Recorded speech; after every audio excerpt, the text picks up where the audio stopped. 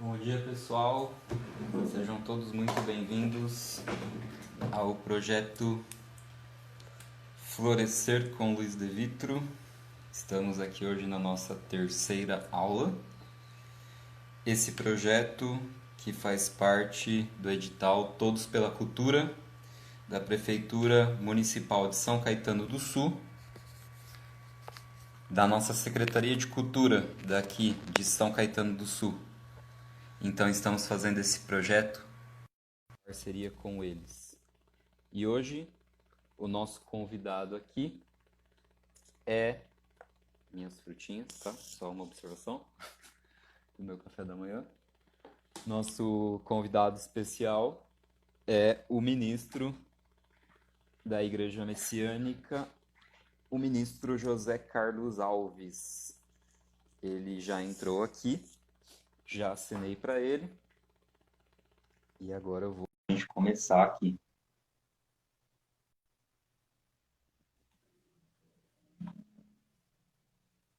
Assim que ele aceitar, nós iniciaremos. Bom dia, ministro. Tudo bem com o senhor? Tudo bem, e você? Tudo ótimo. Primeiro, eu gostaria que o senhor se apresentasse para o pessoal sobre a história do senhor, quem o senhor é, de onde o senhor está falando. Bom, bom dia, pessoal. É um prazer estar podendo conversar um pouco com vocês. Eu me chamo José Carlos e estou aqui em São Caetano do Sul. Faço parte da igreja da religião messiânica, né? Ligada ao Templo Luz do Oriente, uma filosofia oriental. Certo. E conta um pouquinho para o pessoal qual é a relação que o senhor tem com essa arte das ikebanas. Qual foi o primeiro contato que o senhor teve? Como que o senhor conheceu essa arte? Aí vai tempo, hein? Eu conheci, o meu contato com a arte da Ikebana nasceu justamente dentro da religião. E eu comecei muito cedo. Eu comecei muito cedo demais, né? Até eu, com 16 anos de idade, eu já estava matriculado no curso básico. Então, Com quantos anos, passei ministro? Repete, por favor. 16 anos de idade. 6? 16, 16. 16, 16. Certo. 16 anos. E o senhor hoje está com quantos anos? Desculpa perguntar. 55. 55 anos, Então graças a Deus. são praticamente aí 40 anos já fazendo ikebanas. Quase 40 anos. Com 23 anos eu já era professor. Eu cursei 7 anos, né? Naquela época, como era início, né?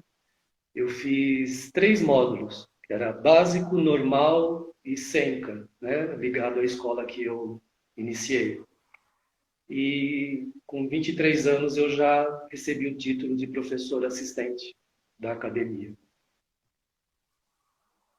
E daí E então eu pode falar.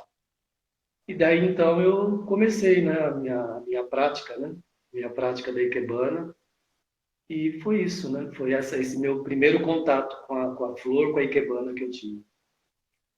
Esse primeiro estilo que o senhor aprendeu e praticou, como é que era o nome dele? Sangetsu, Sangue. Kado Sangetsu. Uhum. E qual que é a particularidade dele? Quem que criou esse estilo? O senhor pode contar um pouquinho sobre esse estilo de uma forma geral? Sim, é um estilo, entre os estilos de Ikebana, né, é um dos mais novos, né, pode-se dizer assim, mas ganhou uma grande proporção porque se expandiu, né? Não ficou retido no Japão, se expandiu pelo mundo todo. E foram assim formando vários professores e várias classes e várias salas de aulas e então expandiu, né? E o Sangetsu, ele tem assim uma característica de poder levar esse conhecimento da arte da Ikebana para o maior número de pessoas, né? Então, procurou assim criar uma linguagem que fosse adaptada a cada país, de acordo com a origem, né? Porque cada país também, devido ao clima, devido a várias situações, então tem que se adequar. Então, o Sangueiros ele possui essa característica, né, de expandir, né, de tentar levar esse conhecimento, a arte da flor, né, ao maior número possível de pessoas. E quem que foi o mestre, né? Porque assim, toda escola de Ikebana, pelo que a gente estudou, ela tem um fundador, um criador. O senhor poderia falar um pouquinho sobre quem é o criador, o fundador dessa linha que o senhor começou praticando? Sim. O nosso mestre, o nome dele, né, nome de, de nascença é Mokichi Okada. E quando entrou para o mundo religioso, recebeu o título de Meishu Sama. Meishu Sama significa Senhor da Luz, né? E ele, então, na religião, não se reteve só ao ensino religioso propriamente dito, né? Ele se preocupou com várias vertentes da vida, para que o homem ganhasse uma condição, né? De uma vida digna, de uma vida elevada, através da fé em Deus, claro, em primeiro lugar, mas, consequentemente, se preocupou muito em relação à alimentação, à arte em si, né? Enfim, tudo que envolve, né, a vida do ser humano de uma maneira bela e elevada, né? Com qualidade, né? Então, a religião criada por Meishu Sama, por Mokichi Okada, ela tem esses vários caminhos, ele criou vários caminhos, dando a condição, né? Se a pessoa não cria, vamos supor, uma certa determinada afinidade com a religião, por já ter seu credo, por fazer a família, já traz, né, ser da família, a religião, ele então criou outros caminhos para que a pessoa pudesse praticar, né, pudesse também adentrar a esse mundo, sem ser necessariamente convertido à religião, né?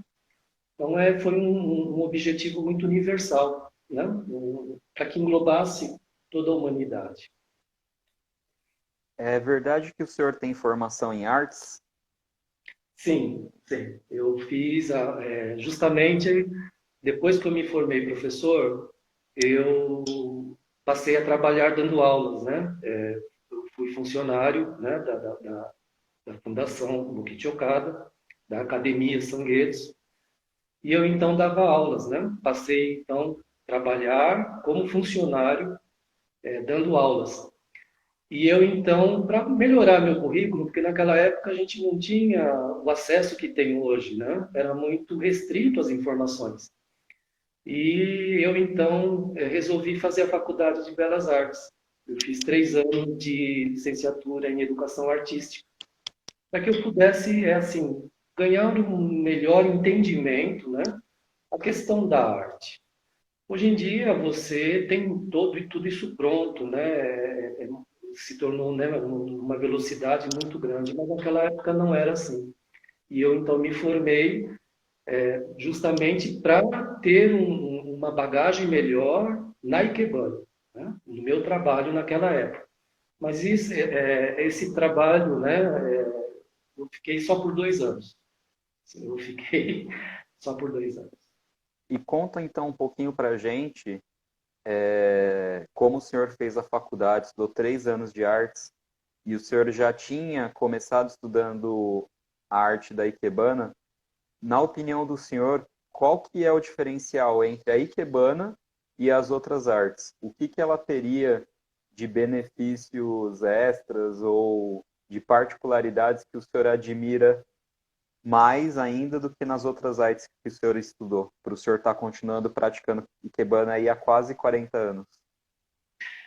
Existe uma diferença grande, né? Uma grande diferença, porque, assim, a filosofia oriental, ela não se retém apenas no aspecto físico, né? No aspecto aparente, mas o treino, como já as professoras anteriores já colocaram nas duas aulas anteriores, é a questão assim da disciplina, é a questão de se criar uma regra, uma educação, ir evoluindo, né, com o aprendizado. A arte em si,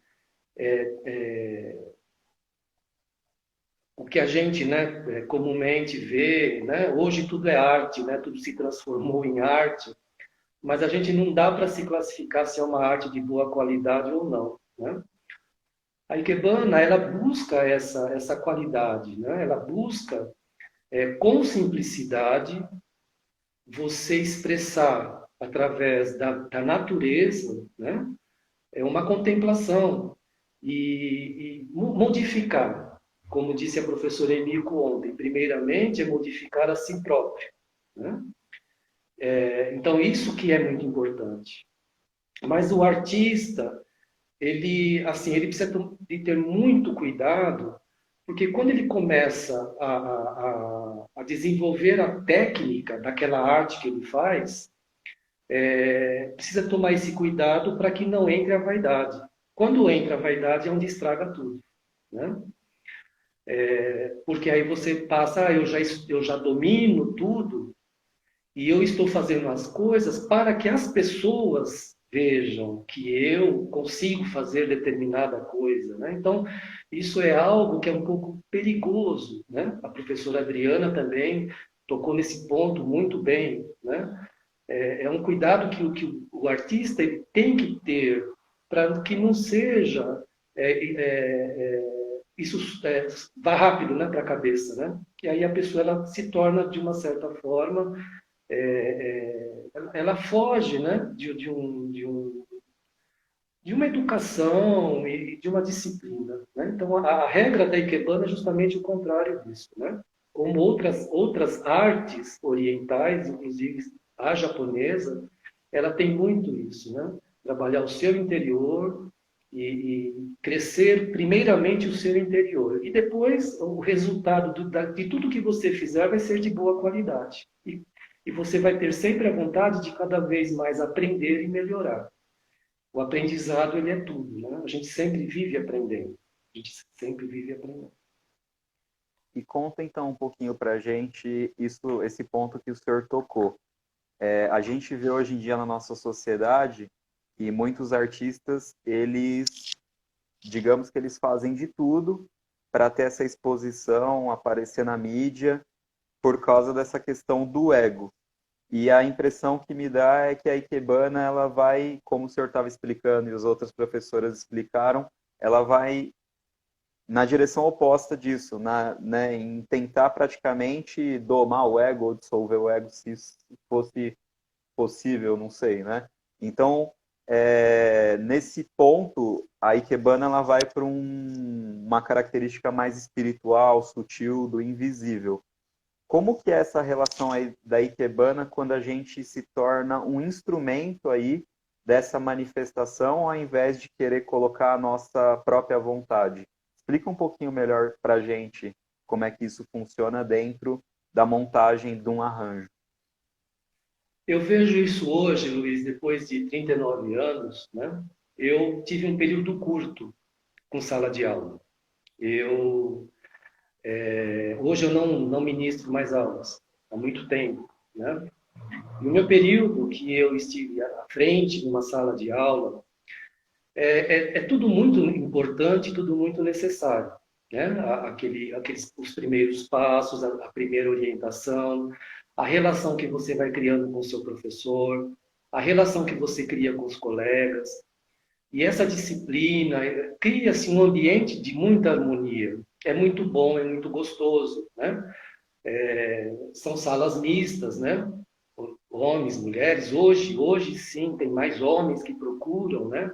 Mas na minha época não tinha. Quando eu comecei, como aluno, era raro, né? E depois, quando você for me perguntar quais as dificuldades, eu vou entrar nesse assunto. Mas, hoje, assim, fora da sala de aula e fora desse contato com as pessoas, né, com os alunos, eu vejo que o mais interessante é você aprender, né, como eu toquei há instantes atrás, é o aprendizado do seu dia a dia. E depois de pronto o seu arranjo, a sua ikebana, quando você olha para aquele arranjo, você recebe toda aquela energia, né? Tudo aquilo que você conseguiu fazer através da flor, aquilo volta para você, em forma de bem-estar, né? E com simplicidade, né? Então, o que eu vejo assim, né? Você tocou no ego. O ego ele não está só nessa questão da arte, ele está em todos os campos da vida humana. E isso, né? O homem moderno, ele está sendo vítima disso, desse ego exagerado com as coisas. Então eu percebo assim, principalmente os jovens, eles vivem o dia de hoje, eles não se importam se vai ter o amanhã, né? Então muitos me falam, quando você me perguntou a minha idade, eu te respondi. Então muitos me respondem assim: ah, se eu chegar até aí, mas eu acho que 55 anos ainda a gente tem muito chão pela frente, né? Tem muita coisa ainda pela frente. Então, eu não vejo muita perspectiva nesse sentido. É viver o agora, é essa explosão do momento, você vive tudo de uma vez só. Então, a Ikebana, ela te ensina principalmente essa disciplina em ter a paciência, adquirir a paciência. E essa não é uma característica do ocidental. O ocidental ele não tem paciência para nada, né? Já é de berço, ele já vem acelerado, ele já vem acelerado ao mundo. Então, a Ikebana ela me proporcionou isso, criar, né, essa disciplina de vida, né, e ver que a gente tem que um pouco desacelerar um pouco para que a gente passe a observar o nosso meio, ao nosso redor, observar o dia a dia, como são as coisas. O dia de hoje não é o mesmo de ontem, não vai ser o mesmo de amanhã. Então, cada dia, cada hora, cada momento é um momento e é único na nossa. Pessoal que está assistindo aí a gente, eu vou pedir para vocês fazerem algumas tarefas aqui. Primeira tarefa, pessoal, aperta o coraçãozinho aqui, que esse coraçãozinho, quando a gente aperta dentro da lógica aqui do Instagram, ele considera isso como um conteúdo de valor, um conteúdo importante, ele começa a mandar para mais pessoas. Então apertem o coraçãozinho, fica com o dedo assim ó, no coraçãozinho para subir bastante coraçãozinho aí. E também eu vou pedir para vocês que estão nos assistindo, se vocês observarem aí, também tem um aviãozinho que parece um aviãozinho de papel. Clica nesse aviãozinho e envia essa entrevista, essa aula, essa palestra para as pessoas que você ama, que você gosta, que você acredita que vão se beneficiar com tudo que o ministro hoje está explicando e contando aqui para a gente, certo? Vamos também espalhar e cultivar o bem, né? Nós já espalhamos e cultivamos tantas coisas ruins, né? O mal faz tanto sucesso, vamos fazer o bem fazer sucesso também, né? Porque o mal ele gosta de chamar atenção, né? Ele tumultua, sai em tudo quanto é lugar. Agora vamos fazer o bem chamar atenção e chegar a muitas pessoas. Então vamos lá. Ministro, deixa eu falar para o senhor. O senhor estava falando essa questão de desacelerar, de ter um tempo, né?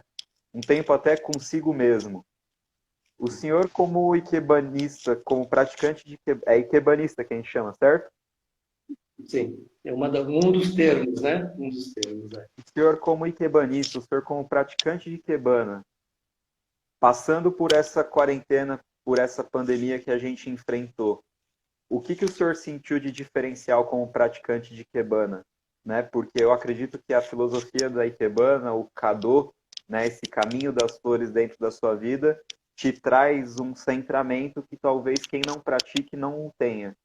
Explica um pouquinho para a gente sobre isso. Como que seria a espiritualidade, digamos assim, ou a ikebana na prática do dia a dia do ikebanista?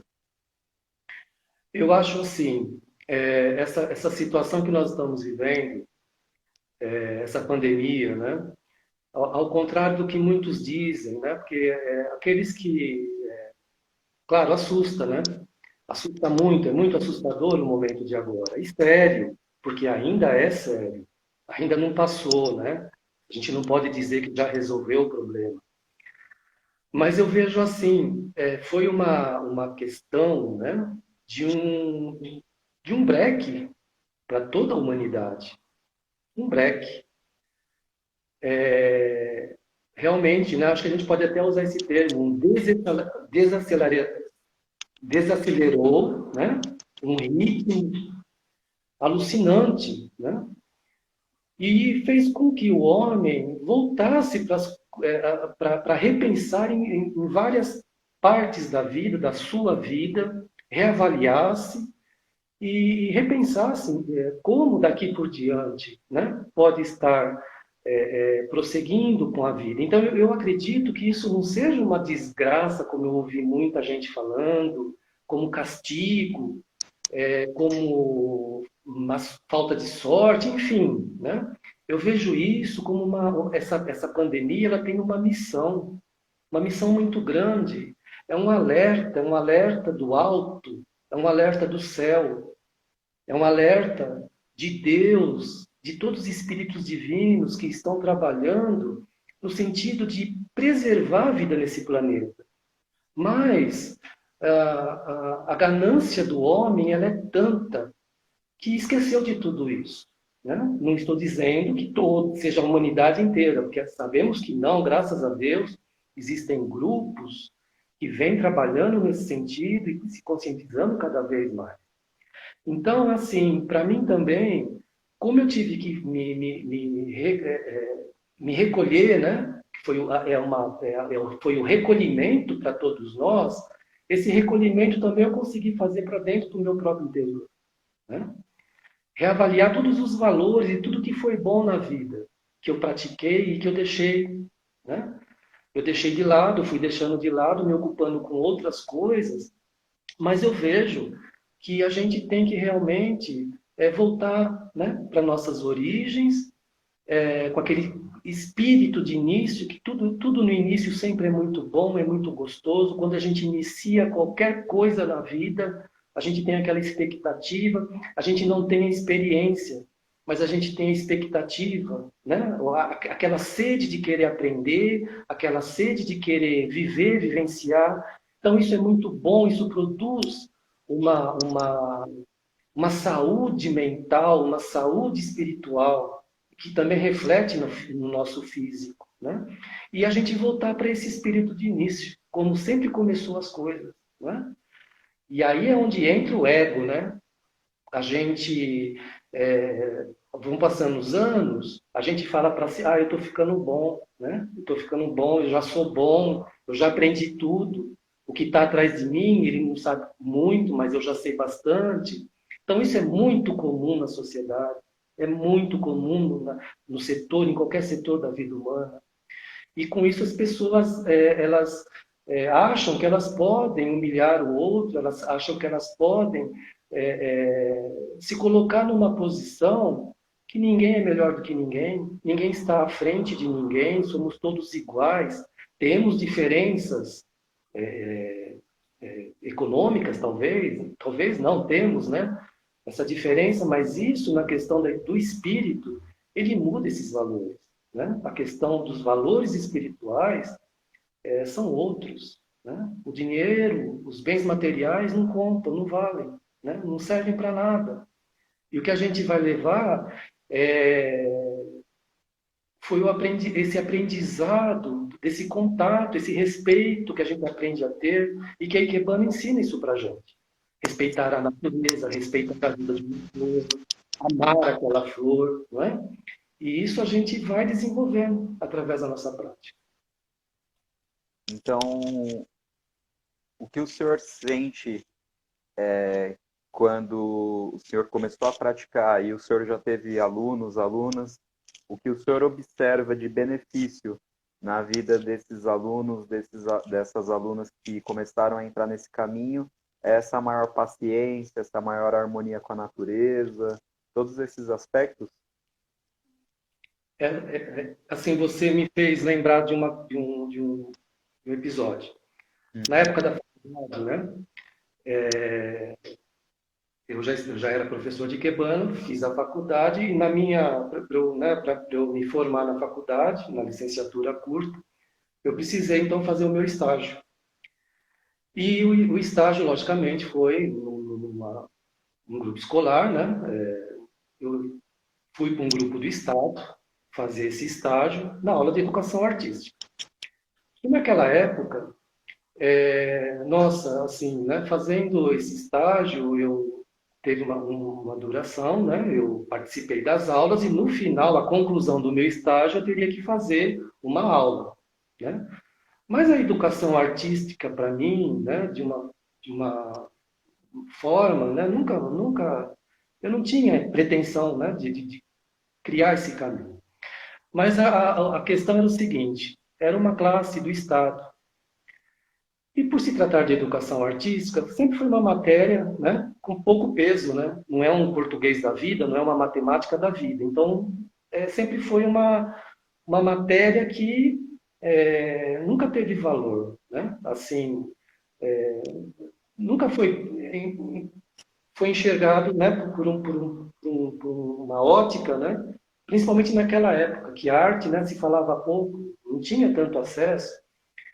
E essa classe era uma classe de crianças, de uma classe, né, posso dizer, né, menos favorecida, né? Era uma classe grande, mais ou menos 40 alunos. E eu, quando cheguei nessa classe, eu fiquei horrorizado, eu me assustei demais com o comportamento daqueles adolescentes. E a professora, a judiação, ela ficava ali tentando falar no meio de toda aquela confusão. E não conseguia dar aula. Ela não dava aula. Ela não conseguia. Ela não conseguia dar aula. Eles, então, o tempo todo, a aula inteira, eles sentavam em cima da carteira ao contrário para a professora, eles ficavam jogando bolinha de papel. E como também eu estava lá, uma presença diferente no meio deles, eles queriam se, né, o adolescente, o jovem, né, geralmente, ele inflama, né, porque ele tem que mostrar, né, as suas qualidades, vamos dizer assim. E eu vendo tudo aquilo, eu tinha muita pena daquela professora, e eu falava para mim mesmo, jamais eu vou dar aula. Jamais, jamais, eu não quero isso de jeito nenhum. Traumatizado, o menino ficou traumatizado em ir para a escola. Bom, para concluir então, né, no meu último dia, eu conversei com ela e me veio uma ideia. Eu falei, olha, professora, eu não vou falar nada de educação artística. Eu dei uma breve explicação para ela da arte, né, da Ikebana. Falei, eu posso fazer uma demonstração da Ikebana? Ela falou, pode, fica à vontade. O que você fizer está bem feito, porque eu não consigo fazer nada mesmo, né? Bom, chegou no dia, né? No dia dessa apresentação, cheguei, porque foi o que você comentou ontem, né? A gente, principalmente naquela época, né? Um homem andar com flor era uma coisa que era fora. Não tinha nem... Citando o exemplo que eu dei de eu chegar com flor e ter a orelha estourada de lutador de jiu-jitsu, que ninguém consegue entender essa relação. Entender. Eu sofri muito por isso, né? Depois, na frente, nas dificuldades que eu tive, eu vou falar. E eu comecei, então, calado, né? Comecei a arrumar a mesa, as flores, o vaso, enfim, fazer todo, né, o preparo para a confecção do arranjo. E aí, quando eu percebi, um dos alunos, ele se aproximou. Aí ele tocava assim na água. Ele falava, isso aqui é água? Né? Tocava na água. Isso aqui é de verdade? É de verdade. Pegava no vaso, na tesoura, no kenzan, no hanadome, né? E quando eu percebi, eles começaram a vir, um atrás do outro. um atrás do outro, um atrás do outro, um atrás do outro, e dali eu comecei minha aula. Quando eu percebi, eles estavam todos, a classe toda, eles sentaram no chão, fizeram um círculo no chão, e prestaram atenção do começo ao fim na demonstração que eu fiz, e eu fui dando essas explicações básicas, né, do comportamento. Eu me preocupei em falar da técnica, nada disso. Eu queria passar ali uma mensagem para aqueles jovens que é muito importante os valores da vida, né? E que a flor ela traz isso para a gente, ela ensina isso para a gente, o comportamento, a educação, né? E então, eles prestaram assim atenção, eu montei o arranjo, aí eles vinham, eles tocavam na flor, eles não acreditavam que era de verdade. Uma aluna até me falou, eu posso te dar um abraço? Falei, claro que pode. Aí ela me deu um abraço, e eu vi assim nesse dia a carência, né? O mundo está da forma que está pela carência de atenção, pela carência de amor, principalmente aqueles jovens, né? E depois, quando finalizou tudo, a professora me parabenizou. Ela falou: "Você conseguiu uma coisa que eu jamais eu imaginava, jamais eu vou conseguir", né? Então eu vi esse lado mágico, né? É um lado invisível, mágico, que é o lado espiritual e que isso atinge as pessoas, né? Sem você precisar se alterar, sem você precisar se impor, né? E dali, então, desse dia, eu nunca mais esqueci dessa minha experiência. E eu uso isso até hoje como regra. Porque eu acho assim, a gente fala da arte da Ikebana, a gente falou de escolas, falou de estilos, falou de materiais, mas precisa ver se isso está acessível a todos, né? Porque tem que chegar, e esse foi o objetivo de Meixo Sama, chegar até aquele que é o menos favorecido. Porque eu, graças a Deus, sempre tive uma situação, e como muitos têm a situação, de poder se matricular num curso, de poder comprar uma tesoura, de poder comprar flor, mas tudo é caro. Se torna, né, entre aspas, para quem não tem dinheiro, tudo se torna caro. E como a gente fazer para facilitar e também chegar essa informação até essas pessoas que não têm essa condição? Né? Então, essa sempre foi a minha verdadeira preocupação. Então, deixar do estrelismo, né, do ego, da vaidade, e entrar um pouco nessa questão da utilidade, do como eu posso estar tornando isso acessível a toda a humanidade. Eu tive essa grande graça de poder ter esse acesso, mas tem gente que eu conheço muita gente que tem muita vontade, mas nunca teve condição de se matricular num curso. Nunca teve condição de comprar uma flor, porque eu já tive floricultura, né? E eu sei que tudo quando você chega no resultado final lá da conta, às vezes ela se torna oneroso, é caro. E tem pessoas que às vezes não têm condição. Né? Então, essa experiência, ela me trouxe isso, né? Atingir a todos os níveis. Atingir a todos os níveis.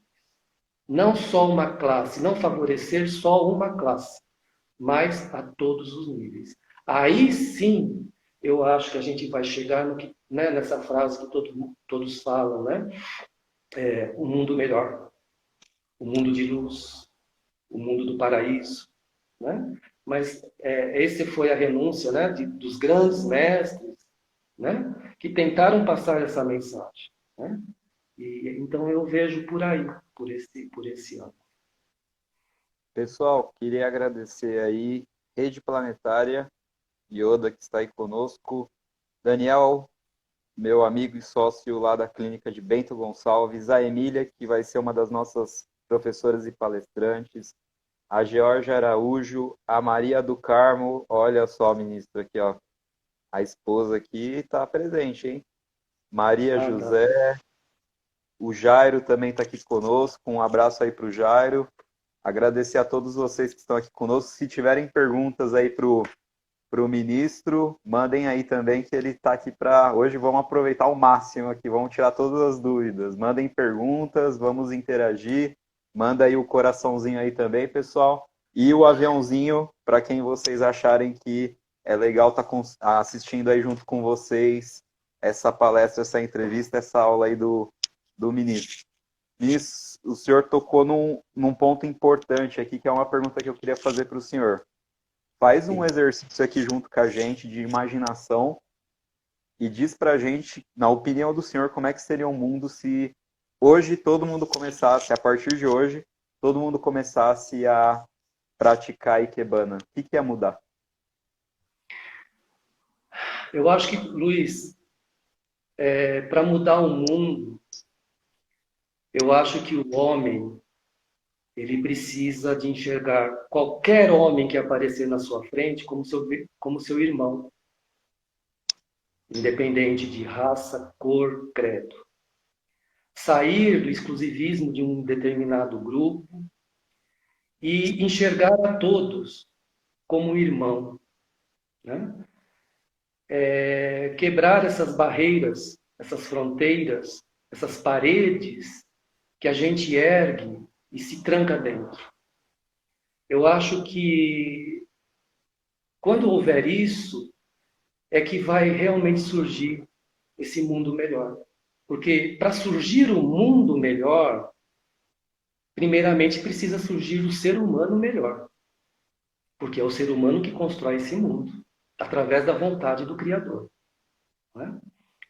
Então, são essas barreiras que... Desculpa. Pode falar, ministro. Pode. O ser humano precisa derrubar.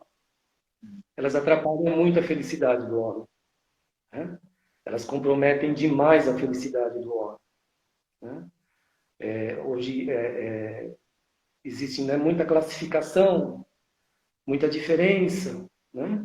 Então, quando não existir mais isso, e a gente olhar um para o outro com verdadeira compaixão, com verdadeiro entendimento, né? Que ali à sua frente existe um irmão, né? E com defeitos ou qualidades, é nosso irmão. Seja ele quem for, de onde for, é nosso irmão. Né? Então eu acho que isso também é Ikebana. Porque a Ikebana, hoje eu vou fazer uma demonstração, né, daqui a pouco. Eu escolhi um material, mas assim, eu aprendi que não existe a flor mais bela, como a professora Enico tocou ontem nesse assunto. Toda flor é flor. Cada uma tem a sua missão. Cada uma tem sua característica. Cada um traz um ensinamento. E mesmo que seja a mesma flor, né? Toda vez que eu usar aquela qualidade de flor, cada flor vai me trazer um ensinamento. Não existe a mais bela, né? Não existe a menos bela. Assim como não existe o ser humano mais belo e nem o menos belo, né? Porque o que importa é a essência de cada um que está contido, tanto na natureza como dentro de cada um de nós, que é Deus. Deus, ele está em tudo, não é? Então, isso que é mais importante. Então, a Ikebana, ela traz isso, né? Ela revela isso, ela disciplina a gente através dos anos, enxergando isso. E a Emília diz aqui, ministro, a sua sensibilidade me comove, ministro. Ela está fazendo um elogio aqui para o senhor. Obrigado. Eu estou chorando mesmo, viu? Eu choro fácil. Não É tem fácil. problema nenhum. Isso não, né? Desculpa. Já dizia Gandhi, né? Forte é aquele que perdoa. Então, na minha opinião, hoje em dia também forte é o homem que tem coragem de chorar na frente dos outros homens, das pessoas, porque isso não é uma demonstração de fraqueza, e sim uma demonstração de força, né? Porque eu Sim, quero ver quem tem coragem de demonstrar seus sentimentos. Todo mundo esconde, se retrai, quer mostrar uma dureza, uma frieza, e a gente já está cansado, né? Na sociedade de ter que afagar tudo isso, de ter que reprimir tudo isso, sendo que todos nós temos a emoção, a razão, os nossos momentos mais emotivos. Então, eu não vejo problema nenhum. O pessoal tá gostando aqui que está assistindo, que o senhor está aqui trazendo tanta sabedoria para a gente. Também não tenho mais vergonha, não. A essa altura da vida eu já não tenho vergonha de mais nada. Então, ministro, quando a gente criou e idealizou esse projeto, por estar aí nesse momento, está se tornando um pouco mais flexível a quarentena, a pandemia, por mais que esteja tendo essas oscilações, também parece que está um pouco mais equilibrada, e aí junto com toda essa questão a gente entrou na primavera. Então a gente aqui, né, começou a pensar sobre esse projeto e falou assim, então tá na época do florescimento, né? Tá na época de desabrochar alguma coisa. Tá na época do novo. E aí a minha pergunta para o senhor é, o que floresceu dentro do coração do José Carlos agora que parece que as coisas estão começando a voltar ao normal, que passou todo esse período mais de introspecção, o que floresceu, o que desabrochou dentro do seu coração? Luiz, a gente tem que em todos os instantes da vida, seja ele qual for, bom ou mal, é não esquecer daquela palavrinha, né? Que hoje em dia também está entrando em moda, mas a gente não pode esquecer de ser grato. A gente tem que ter gratidão a tudo. Seja pelas coisas boas, seja pelas coisas ruins, porque tudo traz seu ensinamento. E tudo é necessário para o nosso aprendizado e para o nosso desenvolvimento. Então, eu acho que ter gratidão, cultivar essa ideia em todos os instantes da sua vida, se essa palavra estiver gravada na sua cabeça, mas principalmente no seu coração, a gente não vai correr o risco de sofrer. Porque a gente, com essa palavra, gratidão, a gente está na luz. A gente entrou na luz. A gente está iluminado. E todas as dificuldades, todas as situações que mesmo sejam, vamos dizer, né, negativas, você vai ter força para enfrentar e resolver aquilo com sabedoria. Porque você está na luz. Mas se a gente se distancia dessa palavra e fica cultivando sempre ideias, né? Ao contrário, a gente se afasta da luz e a gente vai para as trevas.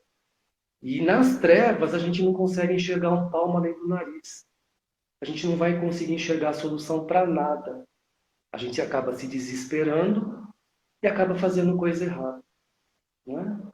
Então eu acho que essa luz, a luz da gratidão, que é a luz do mundo, né? Que a gente precisa estar nela vivendo a cada minuto da nossa vida. Não é para viver o de amanhã, a gente não sabe. Esse programa, essa programação, infelizmente, a gente não tem. O que vai ser daqui a um minuto. Isso só compete a Deus. Mas o que eu sei é o momento de agora. E o que eu posso é como vou usar esse momento de agora sendo grato, tendo gratidão. Eu acho que, né, essa é a palavra que a gente tem que cultivar a todos os momentos da nossa vida. E, ministro, eu queria que o senhor, antes de começasse a montar o arranjo para a gente, o senhor citou várias vezes das dificuldades, né? Quais foram as maiores dificuldades que o senhor teve quando começou a praticar, né, a Ikebana? E algumas dicas que o senhor poderia dar aí para quem gostaria de começar a praticar e vai ter algum tipo de dificuldade. Quais são elas? A dificuldade maior que eu tive justamente foi essa que eu comentei, né? Por ser homem, naquela época, né? Era muito, uma ideia que, né, não era, né, não fazia nem... Mas eu entrei no caminho da Ikebana pela minha afinidade religiosa. Eu não via a Ikebana naquela época como um arranjo artístico, um arranjo de arte. Nem posso te dizer que eu amava tanto as flores assim. Né? Também tinha 16 anos de idade. Mas o que eu tinha era algo que me puxava. era algo que me atraía, era o invisível me levando. E eu sentia, eu dizia para mim mesmo que eu tinha que praticar. E foi a arte que eu encontrei, foi o caminho que eu encontrei naquela época. Fui levado pela religiosidade, né? E as dificuldades foram muitas, principalmente nessa questão, né? Então eu tinha, não tenho, né? Eu tinha vergonha, eu tinha muita vergonha. Quando saía da sala de aula, para levar as flores para casa, né? Porque a gente fazia, montava o arranjo na sala de aula, desmontava e levava para casa para remontar. E o meu maior dilema era esse, que eu tinha que ir do local da aula até a minha casa, que era longe. Ou eu ia de ônibus, e muitas vezes eu preferia ir a pé, para não ter que pegar o ônibus, para que as pessoas não me vissem andando com uma flor na rua. E eu embalava ela o máximo que eu podia. No jornal, a gente usava jornal, né, naquela época, para que não vissem que eu estava carregando flor na rua. Eu me Então escondia. um dia o ministro já teve vergonha, então.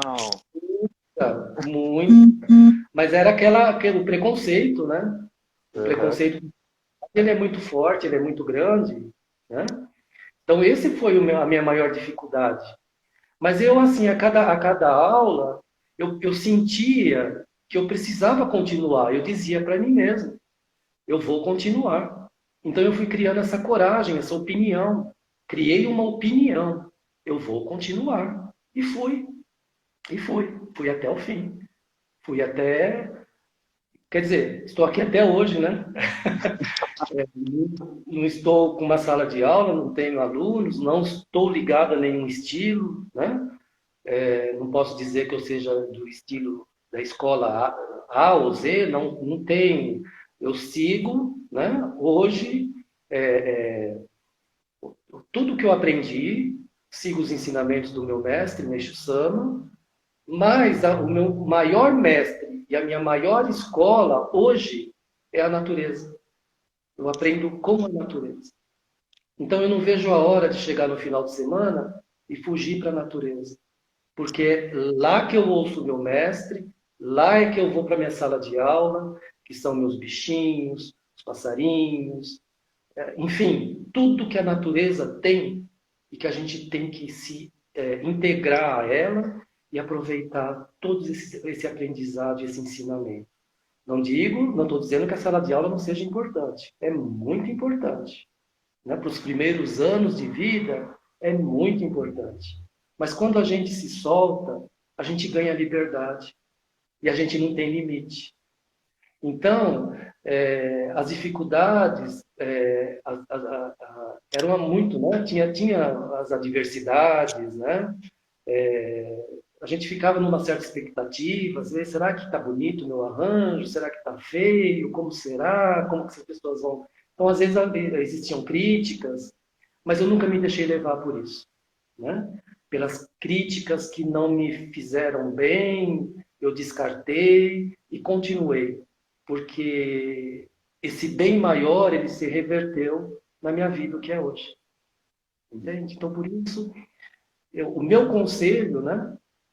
Para quem pretende iniciar, não tenha medo de nada. Não tenha medo de nada. Porque o medo, ele atrapalha muito.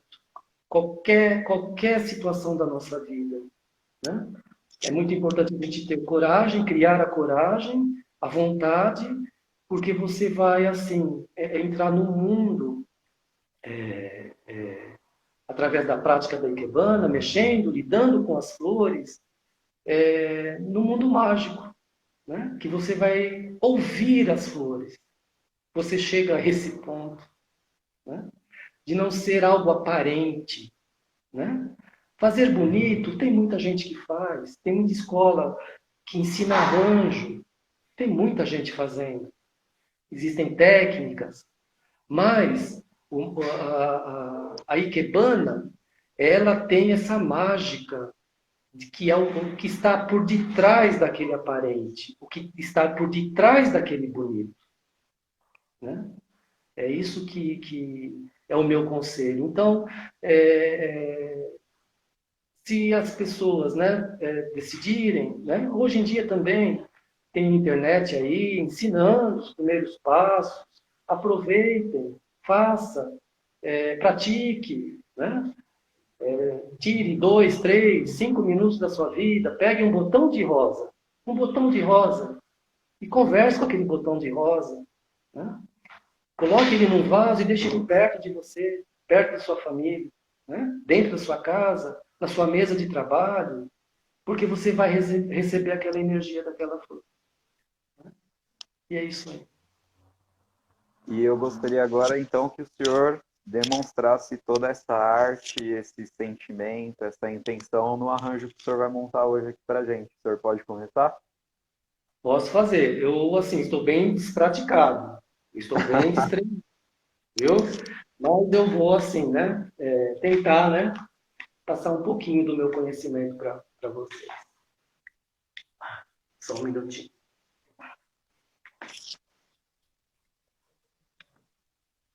Como a professora Adriana e a professora Emiko, né? Elas fizeram a demonstração, e inclusive, assim, até fizeram, né? Um tom, né? A professora Emiko até ontem, né? Falou que era em homenagem, né? À flor azul, né? Ela procurou uma flor azul para os homens, né? Mas hoje eu vou fazer o contrário. Eu, assim, eu particularmente, eu gosto de cor que chame atenção, né? Então, o vermelho para mim, né? Aí, então, eu vou fazer uma demonstração de um arranjo, de um formato de vaso, porque o formato que elas fizeram, o material que elas utilizaram, eles crescem para o céu, né? Uma característica vertical. Só um minutinho, eu só vou afastar um pouquinho aqui. Pode ficar à vontade.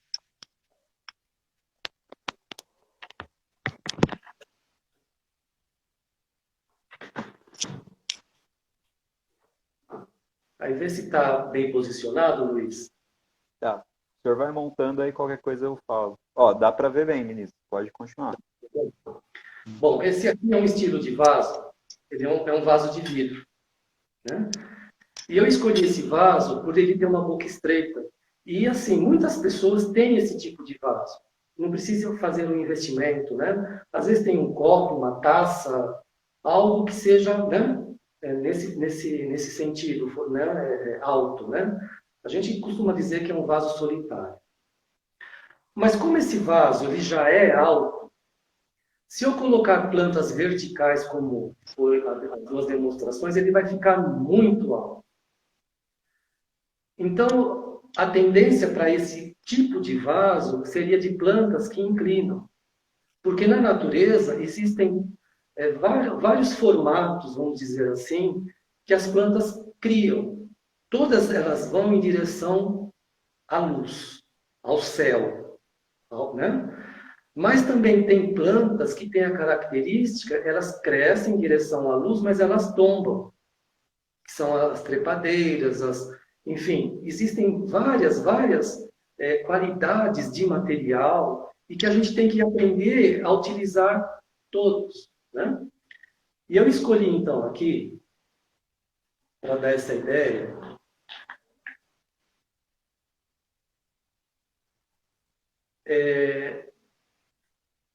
chama-se Era com H, né? É uma planta que ela é trepadeira, mas ela também é rasteira. Ela também cresce no chão. Esse tipo de planta ela é muito utilizada em muros para revestimento e até mesmo por debaixo das árvores para revestimento no lugar da grama, né? Mas como ela tem essa tendência para cair, eu preciso de um vaso que seja alto para mostrar essa beleza. Então eu aqui já dei uma adiantadinha. Como o talinho dela é muito fininho, e também se eu colocar apenas uma linha, depois na colocação das outras eu vou ficar sofrendo, né, para conseguir fazer essa colocação. Então eu utilizei, né, uma liguinha, né, esse elastiquinho, né, e transpassei para fazer um grupinho, um agrupamento. E esse material, né? Quando eu colocar aqui, ele vai ficar na parede do vaso. Ele vai bater na parede do vaso. Eu não posso tentar fazer com que ele chegue até o fundo, porque senão não vai dar o movimento que eu quero. Então, a gente usa essa técnica que eu também percebi na programação. Outros professores vão falar do nagueire, ou nagueire, que é uma técnica que a gente utiliza em vasos altos, forquilhas, para ajudar nessa fixação. Ok? Então, eu vou estar fazendo a minha fixação.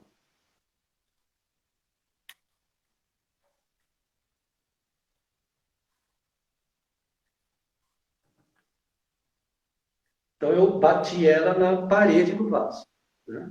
Eu estou fazendo de costas para mim. Depois eu vou virar para fazer os ajustes. Aí, então,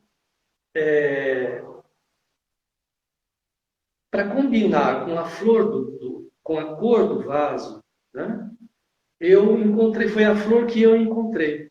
Né? Não estou fazendo a demonstração, é uma orquídea. A orquídea, você põe ela no vaso, você não precisa fazer mais nada. Ela já é bela por ela mesma, não é? Uhum. Mas foi a única opção que eu tive para poder fazer essa montagem. Então,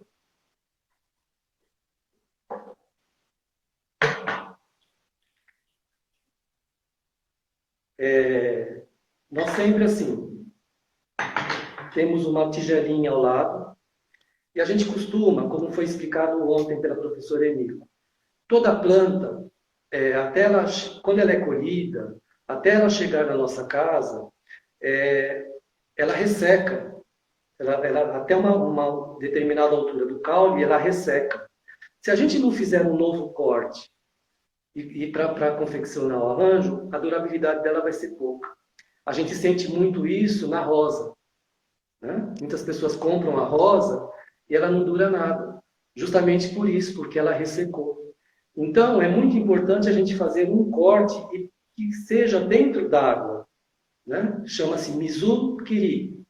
Mizu é água e kiri é cortar. Então, você corta dentro da água e espera. Não tira agora.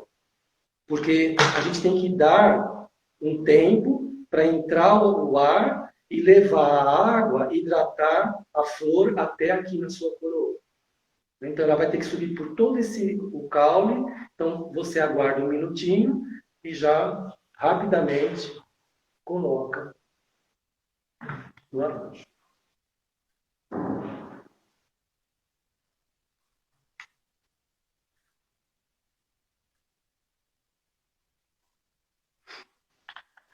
Então, eu vou fazer, né, complementos com a mesma flor. Essa chama, essa orquídea Phalaenopsis, ou orquídea borboleta, né? Mariposa, porque ela tem o formato de uma mariposa voando.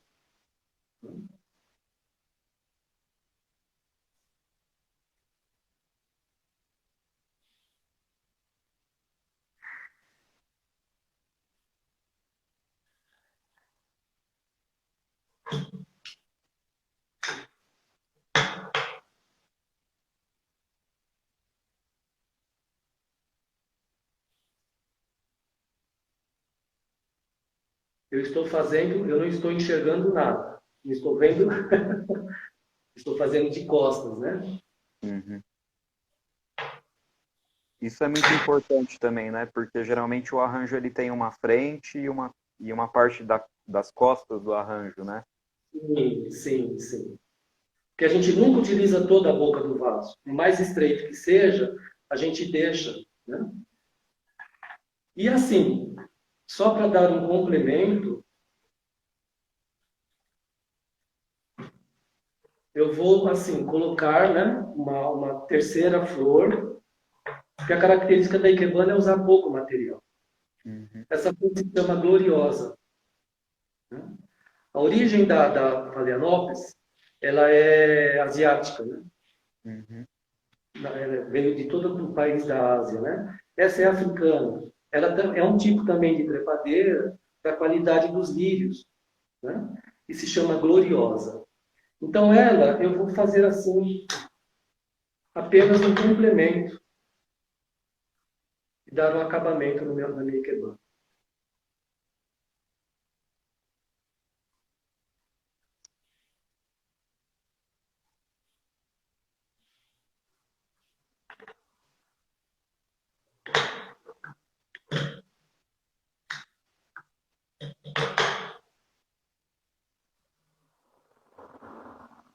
Ela ajuda a dar uma cor.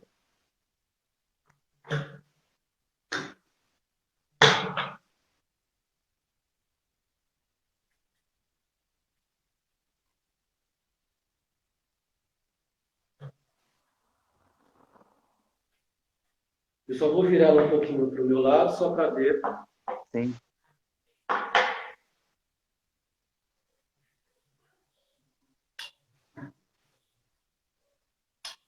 Para fazer os ajustes, né?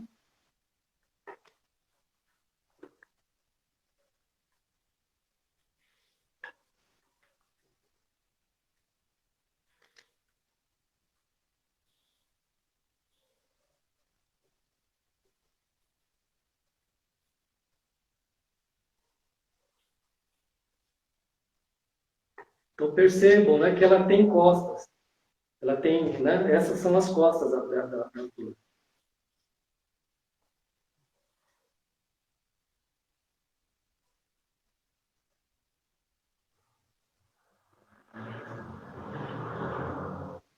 Então, assim, é um arranjo que ele já fugiu daquela regra básica, né? É um arranjo que a gente pode dizer, né? Simples, muito simples, e que é livre. Ele está fora de um conceito básico, como foi colocado ontem, né? Que a gente, no início, a gente cria, né? Aprende a questão de altura, largura, profundidade, são regras, né? Que temos para poder entender qual a harmonia que a gente vai dar da flor em relação à peça, ao suporte. No cesto, no vaso como o de ontem, que é o vaso Suiban, num vaso mais alto, né? Mas depois, com os anos, na prática, você vai se soltando. E você, então, pode assim criar livremente de acordo com a característica e beleza de cada material, né? Eu não sei se está dando para ver Está dando para direito. ver, está tranquilo. Eu só queria que o senhor, então, para finalizar, em relação ao arranjo, o senhor Sim. explicasse para a gente qual é a intenção, o simbolismo sutil que está por trás desse arranjo, qual foi a intenção que o senhor colocou, qual é a mensagem que o senhor queria transmitir como artista. A mensagem é de que seja um momento único, né? É de que seja um momento para, apesar, né, todo mundo né, levantou bem cedo, né? Mas que seja um dia positivo, positividade, alegria, né? Viver a vida com alegria, né? Que seja um momento de alegria. E que essa flor, esse arranjo, ele possa expressar e levar alegria no coração de cada um. Essa é a minha... Muito obrigado, ministro, pelo arranjo. Ficou muito bonito. Colocar ele aqui do lado. Ministro, antes da gente se despedir, de se desconectar, eu queria fazer uma última pergunta para o senhor. Sim. Essa pergunta que eu queria fazer para o senhor é a pergunta que eu sempre faço antes de encerrar todas as entrevistas, todas as aulas, todas as lives. Eu sempre pergunto para quem eu estou entrevistando o seguinte: o que é saúde integral para o ministro José Carlos Alves? Opa! Saúde integral. A saúde integral, para mim, é um todo, né? E que também, respondendo também a outra pergunta, nessa questão de pandemia, a gente também tem um momento assim muito sério para pensar na nossa saúde. É um momento muito sério para isso, para a gente ver o que a gente está fazendo com a nossa saúde. E eu ganhei esse presente do alto de ter tempo, um tempo que eu nunca tive na vida, para poder me aprofundar mais nesse assunto. E estudar. Eu tenho estudado muito, eu tenho estudado bastante. E vejo como é importante a gente cuidar bem da nossa saúde. Não estou dizendo só a saúde física, mas a mental e também a espiritual. Mas elas estão inteiramente ligadas umas à outra. Não dá para você ter só uma, você precisa conquistar as três.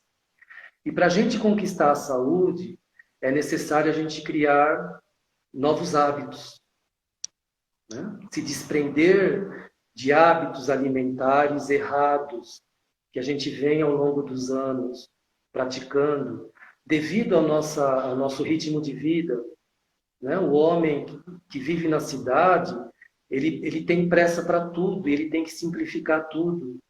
E quando a gente vê, é uma vida totalmente artificial. E ele está estragando a saúde dele, né? Por se alimentar de uma forma errada e com muita pressa.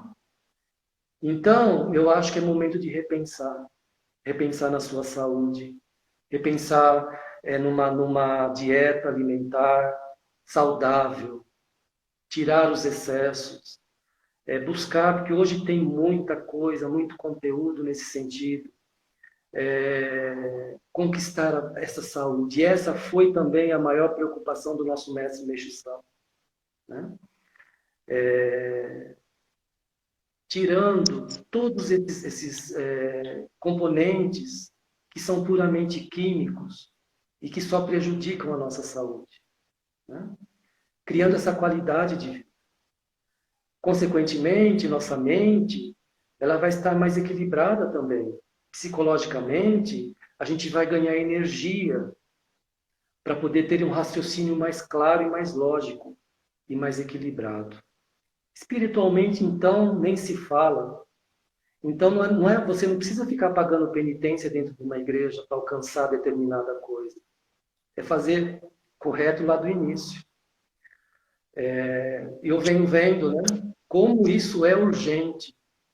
Nesse trabalho religioso que eu faço, eu venho acompanhando alguns casos de saúde e que eu vejo, né, que o resultado, né, acarretou todo aquele distúrbio físico devido a um hábito errado, né?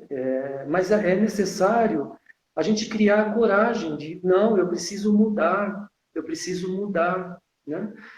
Daquilo que eu sou dependente, né? Porque não existe só o dependente do álcool, não existe só o dependente do cigarro, o dependente das drogas. Existe o dependente do açúcar, do refrigerante, do lanche do McDonald's, né? Enfim, é gostoso, concordo, é delicioso, mas a gente precisa pensar lá na frente, né? Porque é uma frase que eu tenho ouvido muito isso no mundo holístico, né? A fatura vem depois. A fatura vem depois. Então, se eu tenho saúde agora e posso preservar e mudar isso agora, então é necessário eu cultivar essa ideia de uma saúde mais natural, uma saúde mais pura, voltada à natureza, e, consequentemente, a minha qualidade de vida ela vai ser excelente em todos os campos da minha vida. Mas é necessário eu criar essa consciência. Eu sou dependente de café. Eu era dependente de café. Eu não sou dependente de droga nenhuma. Mas eu adoro o café e o chocolate. E isso estava acabando com a minha saúde. Então, a partir vou dizer para vocês, 2 meses para cá, é que eu venho tomando essa iniciativa, essa coragem, e estou buscando essa qualidade de vida, né? E eu acho que isso lá na frente eu vou ter um bom resultado, como já estou tendo. Foi imediato. Foi imediato. né? Eu parei o consumo daquilo que não fazia bem, então foi imediato. Mas para isso é necessário coragem, né? A gente Meu café da manhã ainda que eu não comi, ó, já trouxe aqui. fruta, muita fruta, fruta, verduras, legumes. Infelizmente sabemos, né, que existe essa carga de agrotóxicos, mas vamos procurar meios para poder eliminar um pouco isso dos alimentos e consumir um alimento mais puro, né? E hoje em dia também existem muitas feiras orgânicas, muitos caminhos orgânicos. Então a gente tentar pegar por esse caminho para conquistar essa qualidade de vida. Eu acho que eu posso até comentar aqui, né? Eu venho acompanhando um caso onde eu tenho ido muito no Hospital do Câncer e eu fico lá na porta, plantado no Hospital do Câncer, vendo, né, o que é essa realidade. Então, gente, eu despertei e fui nesse ponto. A gente precisa chegar a esse ponto para depois correr atrás do prejuízo. Então, aquilo lá, eu fico às vezes 2, 3 horas na porta do hospital, aguardando uma pessoa que eu levo, e aquilo é uma alta rotatividade. É jovem, pessoas de mais idade, homem, mulher. Aí passa a gente, né, todos que descem tem que ser em cadeira de rodas. Um sem orelha, outro sem nariz, outro sem perna, outro sem cabeça, enfim. Né? Isso, quando a gente vê isso, é que a gente desperta e fala, meu Deus, o que eu estou fazendo comigo mesmo? Aí é onde a gente cria consciência. Mas às vezes é necessário a gente ver, ouvir, ver, porque a gente, né, fala, não, não. E digo para vocês mais, fazendo tudo direitinho, a cura ela está na nossa frente. A cura para tudo. Existe cura para tudo. Existe a cura, sim, para tudo. É só a gente ser obediente, né, à natureza, obedecer à sua própria natureza, ver aquilo que não está agradável dentro de você, não está batendo legal dentro de você e mudar de caminho. Então eu considero isso como uma saúde, não uma saúde integral e um caminho que a humanidade toda é urgente pegar, né, para poder preservar esse bem mais precioso que a gente tem, que é a nossa vida, que foi, né, doada por Deus, e a gente precisa cuidar. Né? Então, para mim, né, eu vejo dessa forma. Eu estou muito feliz, ministro, pelo senhor ter aceito o meu convite, de bater esse papo com a gente, de dar essa aula, por sempre estar disponível a todos, né, dentro da igreja, dentro da sociedade, né, sempre nos auxiliando.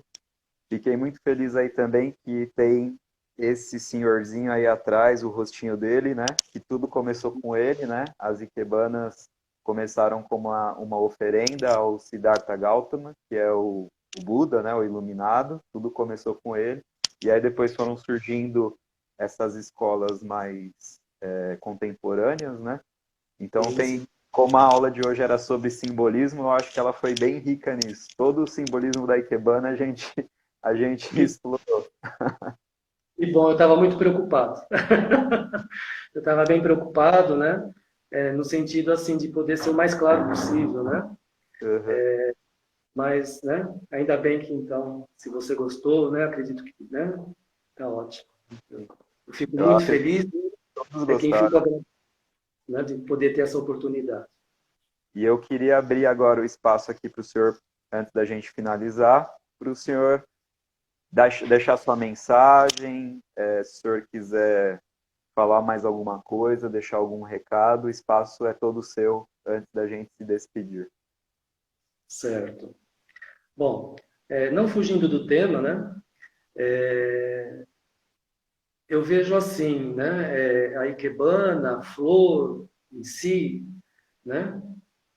Eu hoje, né? Eu acho que sim, você pode ter a casa mais luxuosa do mundo, o ambiente mais luxuoso do mundo, imóveis caros, né? Tudo que o dinheiro possa comprar. Mas se você não tiver algo que expressa a presença do Criador, no meio que você vive, vai ser vazio. Só vai ser aparência. Só vai ser matéria. Então eu noto muito isso na minha vida. Quando não tem flor dentro da minha casa, é como se tivesse pelado. É como se tivesse vazio. Faz falta, porque já a flor, ela já é um complemento da minha vida. Isso no meu altar, na minha casa, né? Então a flor, ela é um mecanismo que a gente tem para sentir a presença da luz, a presença de Deus, né? Viva através de uma flor. Então, como você mencionou, Siddhartha, né? Gautama, o Buda, a Ikebana nasceu do ato de se ofertar flor nos altares budistas, mas existe uma flor chamada a flor do lótus, né? Essa flor do lótus é o que simboliza, né? Tanto é que existem várias imagens do Siddhartha, ou de divindades, como de Kanon, sentadas em cima de uma flor de lótus. E a flor do lótus é a flor considerada uma das flores mais sagradas. E dizem que a flor do lótus, ela nasce primeiro no mundo espiritual, e depois ela nasce aqui no mundo material. E essa flor, a característica dessa flor é que ela vem, ela dá no lodo, ela surge do lodo, né? E o lodo, não sei se alguém já teve essa oportunidade, sabe que é mal cheiroso, né? Não cheira bem.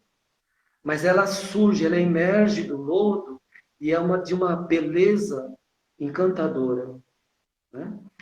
E sagrada. Então ela faz todo o esforço, mesmo vivendo no meio de toda aquela sujeira, daquele lodo, ela vem e manifesta a sua beleza e a sua pureza. Então, eu acho que a gente, nesse mundo, a gente tem que cada um de nós, precisamos nos tornar uma flor de lótus, vivendo no meio de tudo isso aqui. Né? Porque isso aqui é uma mescla, né? É uma mescla. E eu considero de verdadeira corajoso é o homem que quer modificar isso, que quer transformar esse mundo. E ele inicia por si próprio, para sua casa e para o seu meio. Não é? Então a gente precisa de realmente de criar essa determinação na vida. Então por isso que eu te digo que hoje eu não me preocupo com... todas as escolas são escolas, todos os estilos são estilos, todos os professores, cada um tem seu ensinamento, tudo é muito importante e muito válido. Né? Temos tempos de afinidade, a gente passa né? Vamos aprendendo, é um aprendizado. Mas quando a gente cumpre toda essa parte, né? A gente consegue cumprir essa etapa, esse ciclo da nossa vida, aí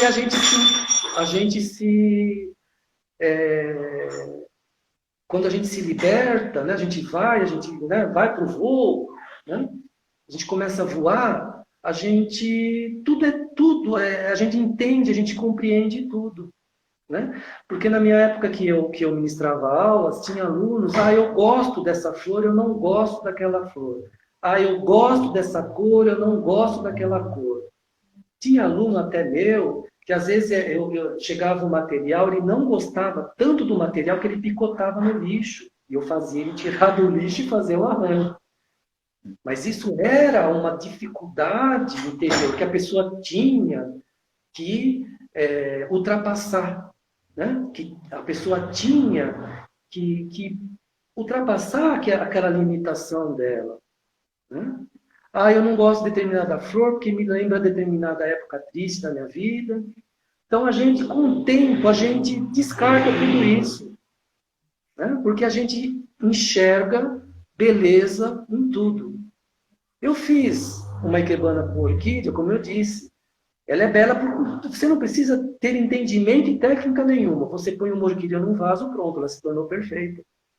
Mas a gente tem que também aprender a amar um crisântemo, uma rosa, enfim, tudo. tudo sempre vai ser material e tudo sempre vai trazer um aprendizado na nossa vida.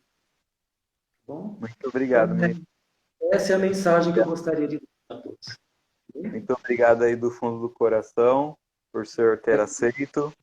Que esta aula beneficie muitas pessoas, ela vai ficar gravada, então vou pedir para o senhor enviar aí para os seus contatos, para os seus alunos, para os seus membros, para que todos se beneficiem e assistam também. Muito obrigado. Tchau, tchau. Até a próxima. Tchau, tchau. Muito obrigado, Luiz. Tchau.